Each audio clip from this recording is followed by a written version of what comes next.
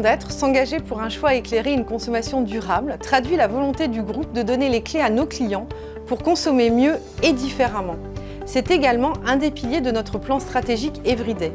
En lançant notre projet de livraison éclairée, nous donnons les clés pour comprendre les impacts de la livraison et nous répondons ainsi à l'un des objectifs de la charte d'engagement pour la réduction de l'impact environnemental du commerce en ligne que nous avons signé en juillet 2021. Depuis début 2021, pour sensibiliser nos clients web sur nos deux sites, fnac.com et darty.com, nous avons choisi de rendre public l'impact carbone des différents modes de livraison proposés à travers une information disséminée tout au long du parcours d'achat en ligne. Et parce que le groupe ne néglige pas l'impact du déplacement des clients, nous les sensibilisons sur l'impact de leur propre trajet grâce à un lien directement à partir de nos sites vers un éco-calculateur développé par l'ADEME.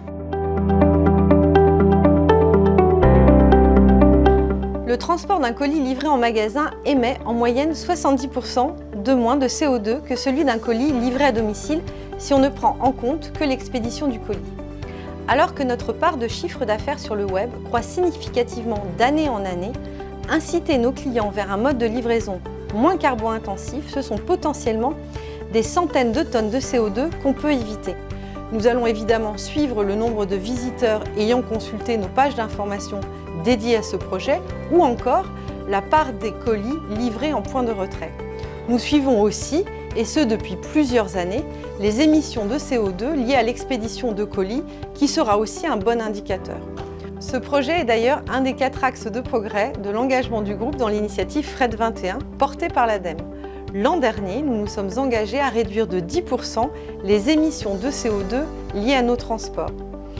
Ce projet doit y contribuer et puis plus globalement, le groupe s'est fixé comme objectif de réduire de 50% ses émissions de CO2 les plus directes d'ici 2030 versus 2019.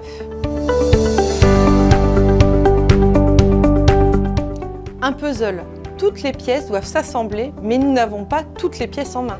En effet, en tant que retailer, nous pouvons inciter nos fournisseurs, nos clients, nos différentes parties prenantes, nos concurrents à être dans une démarche plus responsable, mais chacun possède une pièce.